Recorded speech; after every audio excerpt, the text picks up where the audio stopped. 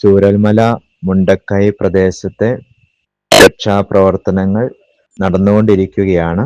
ഇപ്പോഴും മരണസംഖ്യ ഉയർന്നു തന്നെ നിൽക്കുന്നു. ഇനിയും അനേകം മൃതശരീരങ്ങൾ കണ്ടെത്താനായിട്ട് ഉണ്ട്.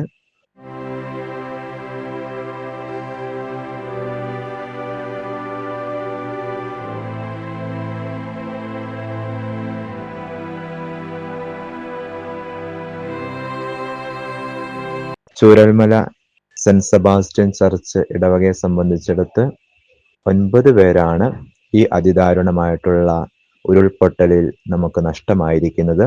9 പേരിൽ 8 പേരും ഇടവകാംഗങ്ങളാണ്. ഒരാള് പാലക്കാട് നിന്നും ബന്ധു വീട്ടിലേക്ക് വന്ന വ്യക്തിയാണ്. ജസ്റ്റിൻ എന്ന് പറയുന്ന ആ വ്യക്തിയും ഈ ഒരു ഉരുൾപൊട്ടലിൽ നഷ്ടമായിട്ട് ഇരിക്കുകയാണ്.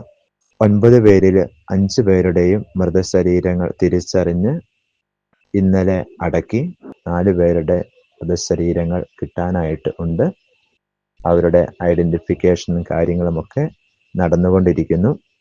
ഇപ്പോഴും പള്ളിയും പള്ളിയുടെ പാരിഷ് ഹാളുമെല്ലാം സർക്കാർ, നേവി, മറ്റ് മിലിറ്ററി ഫോഴ്സുകാരും അവരുമൊക്കെ ആയിട്ട് ഉപയോഗിക്കുകയാണ്. അവർക്ക് വേണ്ടി നമ്മൾ ഇതെല്ലാം തുറന്നു നൽകിയിരിക്കുകയാണ്.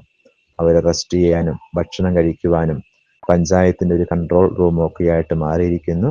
അങ്ങനെ പള്ളിയും പരിസരവുമെല്ലാം ഈ രക്ഷാപ്രവർത്തകരുടെ അഭയകേന്ദ്രമാക്കി നമ്മൾ നൽകിയിരിക്കുകയാണ്.